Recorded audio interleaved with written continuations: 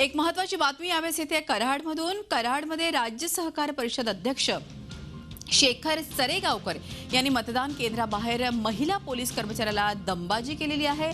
सरेगावकरांची गाडी मतदान केंद्रापासून 100 मीटरच्या आत अडवल्यानं सरेगावकरांनी या महिला पोलिसाला दमबाजी केलेली आहे। सहकार परिषदेचे अध्यक्ष असलेले सरेगावकर स्वतःला मंत्री म्हणवत होते, हे विशेष।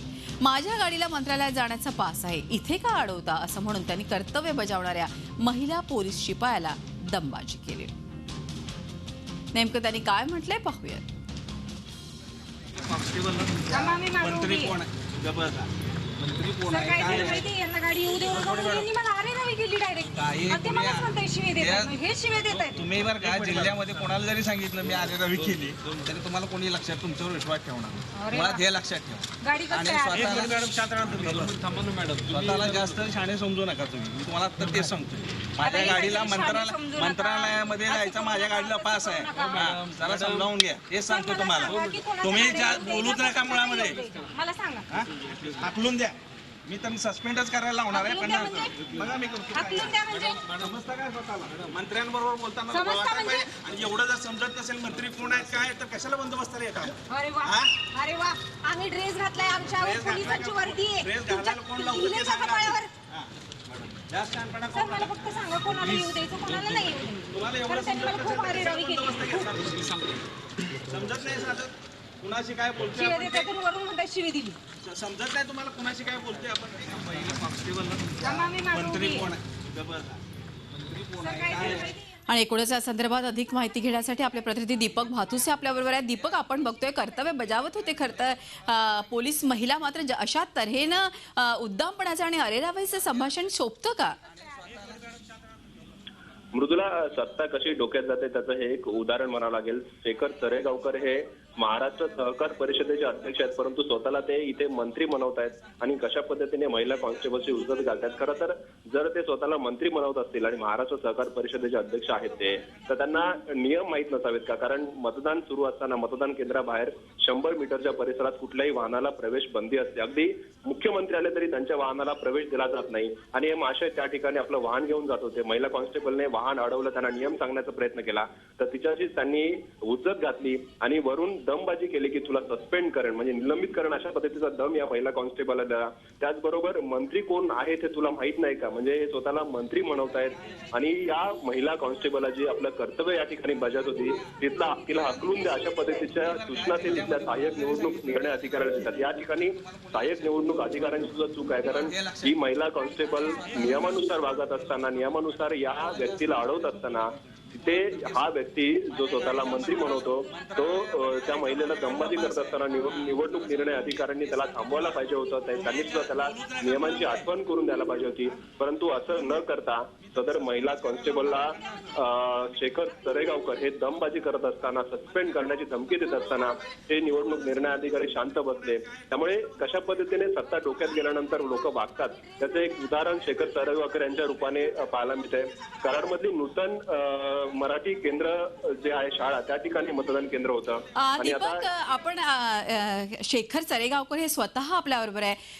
सरेगावकर जी, आम्ही आता बघतोय आपली ही दृश्य, कशा तऱ्हेनं आपण अर्थातच महिला खरं तर ती पोलीस आपलं काम करत होती, कर्तव्य बजावत होती आणि आपण मात्र नियमांची पायमल्ली करण्यात गुंतला होता। काय वाटतं स्वतःला आपल्याला आता हे कळल्यावरती आणि हे सगळं दाखवल्यावरती? एक म्हणजे तुमच्या प्रतिनिधींचं सुद्धा असं मत नाहीये, तुम्ही जे बोलता आहात ते प्रतिनिधीलाही तुमच्या मान्य नाहीये। जे 24 तासचा प्रतिनिधी माझ्याकडे मुलाखत घ्यायला त्यावेळी शेजारी उपस्थित होता, सगळे जण होते, मीडियाचे सगळे मीडिया माझ्या समोर होता। मी माझ्या प्रभागामध्ये माझं मतदान बूथ जिथं आहे तिथं मतदान करायला गेलेलो होतो। माझ्या गाडीला निवडणूक आचारसंहितेची पूर्ण परवानगी आहे, त्याचं पुढे पोस्टर हे लावलेली परवानगी लावलेली आहे। आता निश्चित आमचे प्रतिनिधी दीपक भातुसे आपल्याशी बोलू इच्छितात। दीपक, आपण काय विचारू शकता यांना? सरेगावकर साहेब, 100 मीटरच्या आत निवडणूक निर्णय केंद्रामध्ये वाहन नेण्यास बंदी असते आणि हा नियम तुम्हाला सांगण्याचा प्रयत्न या महिला कॉन्स्टेबलने केला तर तुम्ही केलेला नाहीये। तुम्ही चुकीचं सांगतात, तुमच्या माध्यमातून तुम्ही चुकीची माहिती फैलवतात आणि कारण नसताना मतदानावर परिणाम होईल अशी तुम्हीच दक्षता घेताय, असं माझं मत आहे। मीडियाच्या प्रतिनिधींना विचारणं स्थानिक, तुम्ही फक्त एखादी व्हायरल क्लिप आलेली असते त्याला तुम्ही इतकं महत्व देता तुमच्या मंत्री तिथल्या कोण? स्थानिक प्रतिनिधींना विचारा ना तुम्ही. नाही, तुम्ही तुमच्या- म्हणताय मंत्री कोण हे ओळखता येत नाही का? तुम्ही कुठल्या स्थानिक- खात्याचे नाही, मंत्री आहे ते त्यांनी- महाराष्ट्राला एकदा त्यांनी- कळू द्या. हा नाही, त्यांनी एक सांगा ना मग तुम्ही की त्यांना पोलीस कॉन्स्टेबलना कुठल्याही सामान्य माणसाला, मंत्री सोडून द्या, सामान्य माणसाला शिव्या देण्याचे अधिकार दिलेत का त्यांना? नाही, पण विचारा तुम्ही अशा तुम्ही. पद्धतीने तुम्ही जर जबाबदार आहात, तुम्ही स्वतःला जबाबदार म्हणताय, तर सस्पेंड करण्याचा दम अशा पद्धतीने एका महिला कॉन्स्टेबलला देणं योग्य आहे का? आणि तुम्ही मला- म्हणताय मंत्री आहे, त्या महिला अधिकाऱ्याला तुम्ही मंत्री आहात हे माहिती आहे का? आणि तुम्ही कुठल्या खात्याचे मंत्री आहात हे महाराष्ट्राला सुद्धा कळू द्या एकदा. नाही, मला एक सांगा तुम्ही की माझ्याकडे जो परवाना आहे, माझ्या गाडीला जे लायसन आहे, ते न बघता एखादा पोलीस कॉन्स्टेबल, मग ती महिला म्हणून तुम्ही मीडियाच्या माध्यमातून लोकांना सहानुभूती मिळवण्याचा प्रयत्न करू नये असं मला वाटतं. सहानुभूतीचा विषय नाहीये त्या ठिकाणी. तुमच्या पुरुष प्रतिनिधींना जरी वस्तुस्थिती पोलीस विचारा कॉन्स्टेबल ना. असता, तुमच्या तरी तुम्ही ज्या प्रतिनिधींना पद्धतीची भाषा वस्तुस्थिती विचारा वापरली की तुम्ही. सरळ तुमच्या तुम्ही प्रतिनिधी जर भाषेची- तुम्हाला प्रतिक्रिया द्यायला तयार बरं का, नाहीये, पण तुम्ही- तर तुम्ही तुम्ही माझे अशा पद्धतीनं प्रश्न- पॉलिटिकल प्रेशर आणून लोकांना पॉलिटिकल कशासाठी प्रेशर व्हिडिओ त्याच्यात पॉलिटिकल प्रेशरचा विषय नाहीये. तुम्ही माझे 2 प्रश्न आहेत, त्यांना स्पष्ट उत्तर द्या. एक तर तुम्ही कुठल्या खात्याचे मंत्री आहात हे जनतेला सांगा, आणि दुसरी गोष्ट अशा पद्धतीने माहिती नसेल तर मुद्दामून सांगतो तुमच्यासाठी. मी महाराष्ट्र राज्य सहकार परिषदेचा अध्यक्ष आहे. राज्यमंत्री आणि मला पदाचा दर्जा आहे हे आम्हाला माहिती आहे, पण तुम्ही त्या महिला कॉन्स्टेबलला सांगता अशा राज्यमंत्री पदाचा दर्जा आहे, तुम्ही त्या महिला कॉन्स्टेबलला सांगताय मी कुठला मंत्री आहे तुला माहित नाही. दुसरी गोष्ट, तुम्ही त्या महिला कॉन्स्टेबलला दम देताय की तुम्हाला सस्पेंड करेन, हा. हे योग्य आहे का?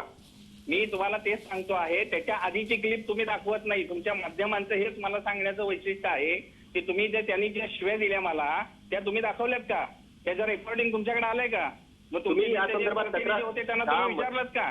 तुम्ही तक्रार केली? महिला पोलीस कॉन्स्टेबलने तुम्हाला शिव्या दिल्या? तुम्ही डीवायएसपींना फोन करून विचारा. डीवायएसपींना मी हे बोललेलो आहे. डीवायएसपींकडे नोंद आहे. डीवायएसपींनी त्या महिलेला बोलवून घेऊन समज दिलेली आहे. ते तुम्ही सांगितलं का माध्यमाच्या माध्यमातून? आणि तुम्हाला काय करायचं आहे? कुठल्या तरी अशा व्हिडिओ क्लिप घेऊन लोकांना बदनाम करायचं आणि मतदानावरती त्याचा परिणाम करायचा. हे तुमची त्यातली काय तुमची पद्धती आहे? भाषा तुम्ही तुमची भाषा जर बोलताना नीट वापरली असती तर आम्हाला हा व्हिडिओ क्लिप दाखवण्याची गरजच पडली नसती. मी तुम्ही नीट ज्या बोललेलो होतो पद्धतीने आणि तुम्ही तुमच्या बोलताय की प्रतिनिधी- तुला तुमच्या सस्पेंड करेन आणि तू प्रतिनिधींनी हाकलून द्या, DYSP ड्युटीवर असलेल्या सुद्धा- पोलीस अधिकाऱ्याला नाही, अशा नाही, पद्धतीने दमबाजी करणं कुठल्या नियमात बसतं मला सांगा तुम्ही? मला हे पण सांगा ना, म्हणजे पोलीस कॉन्स्टेबलनी एखाद्या जबाबदार माणसाला शिव्या देणं हे कुठल्याही नियमात बसतं? शिव्या दिल्या तुम्ही पुरावे द्या ना. तुम्हाला शिव्या दिल्या त्याचे पुरावे द्या, ते आम्ही मी काय- दाखवतो आणि मी काय त्या प्रत्येक त्या वेळेला महिला सुद्धा- कॉन्स्टेबलवर कारवाई एक करण्याच्या लक्षात संदर्भात घ्या. आम्ही बातमी दाखवतो. एक लक्षात घ्या, तुम्ही त्याचे पुरावे द्या. मी तुमच्या बरोबर फिरताना, माझ्या बरोबर फिरताना काय सतत कॅमेरे घेऊन फिरू का? कोणी काय मला बोललं त्याचं रेकॉर्डिंग दाखवायला? माझा हा उद्योग नाहीये. त्यानं कॉन्स्टेबल असून त्यानं ते रेकॉर्डिंग केलेलं आहे. हा दरेगावकर मुळात साहेब, गुन्हा आहे. तुमची आणि सभ्यता समोर आलेली आहे. कशा पद्धतीने तुम्ही दमबाजी करताय? प्रतिनिधी आमचा कराडचा सातारचा प्रतिनिधी सगळं करेल पुढचं, पण तुम्ही मला एक सांगा, अशा पद्धतीने दमबाजी करणं, तुम्ही तक्रार करायची होती. सस्पेंड करेन आणि मी मंत्री आहे तुला माहित नाही का? अहो, सगळ्या मंत्र्यांना ओळखायला, सगळ्या मंत्र्यांना, तेही राज्यमंत्री दर्जा असलेल्या लोकांना ओळखायला पोलिसांना काय तुम्ही सरकारने फोटो पाठवलेत का सगळ्यांचे?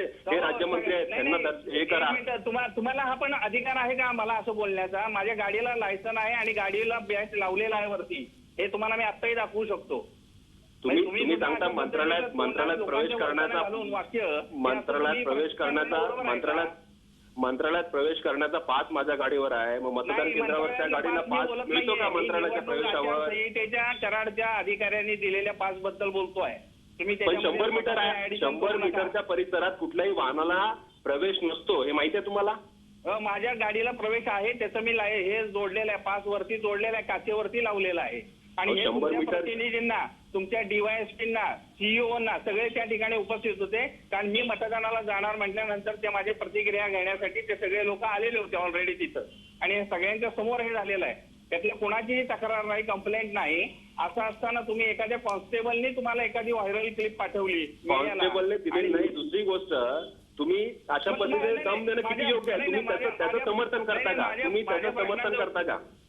माझ्या प्रश्नाचं उत्तर द्या की तुम्ही समर्थन करता का? अशा पद्धतीने सस्पेंड करण्याने हाकलून द्या, ड्युटीवर असलेल्या महिला पोलिसाला हाकलून द्या, अशा पद्धतीने बोलणं समर्थन करता का? शिव्या द्यायला चालतात म्हणून ते तुम्ही पुरावे द्या ना.